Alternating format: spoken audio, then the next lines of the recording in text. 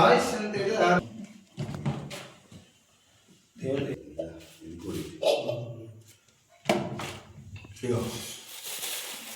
బండాలి అమ్మవారి ఇట్లా సేమ్.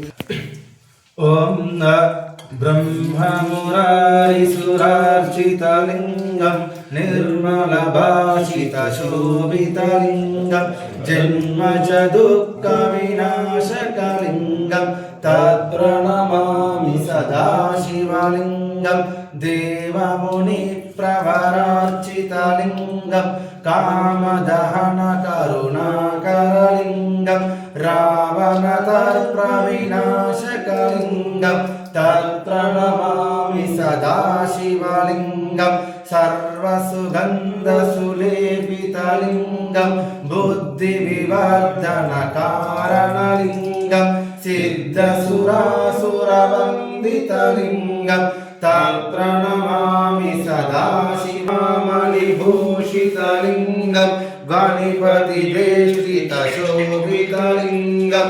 దర్శశుయజ్ఞవినాశనలింగం సదాశివలింగం కుంకుమచందనలేపితలింగం పంకజహార సుశోభితలింగం సంచితపాపవినాశనలింగం తత్ప్రణమామి సదాశివలింగం దేవగణార్చితసేవితలింగం భావైర్భక్తివిరేవచలింగం దినకరకోటిప్రభాకరలింగం తత్ప్రణమామి సదాశివలింగం అష్టదలోపరివేష్టితలింగం సర్వవిద్రవినాశనలింగం తత్ప్రణమామి సదాశివలింగం పరమపదం పరమాత్మం యపటే శివసన్నిధో శివలోకమవాప్నోతి శివేన సహ మోదతి.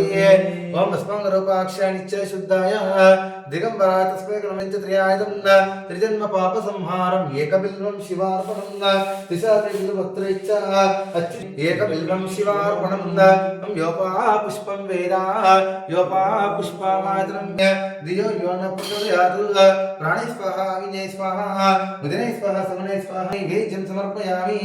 ఓం శంకరాయ శంకరాయ శంకరాయ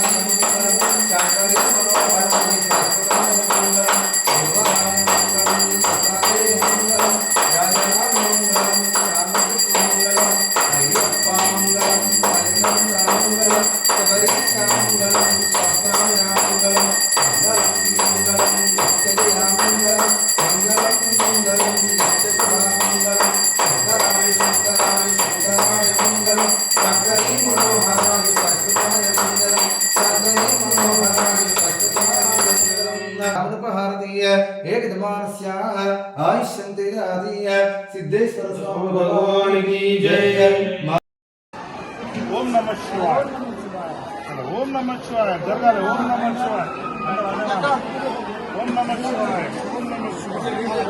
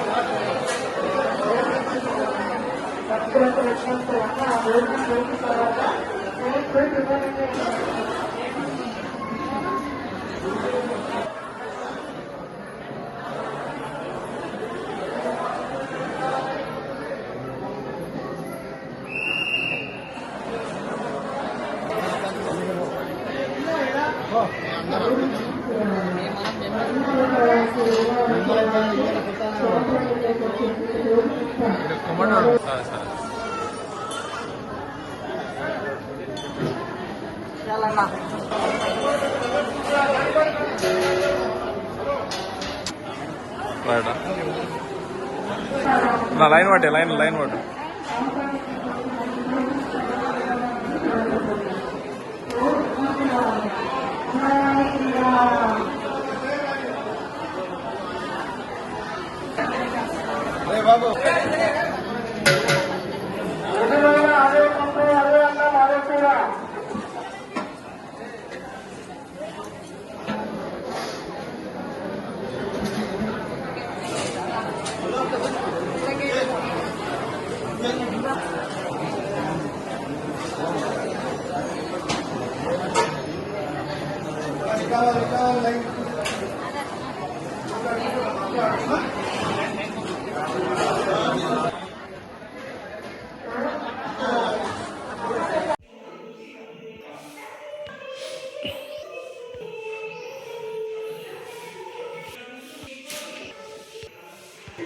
चन्द्राय वेदसे रघुनाथाय वाजभिर्वाजनीवते धीनामविद्रेवतो गुरुर्ब्रह्मा गुरुर्विष्णु गुरुर्देवो महेश्वरा गुरु साक्षात् परब्रह्म तस्मै श्री गुरवे नमः।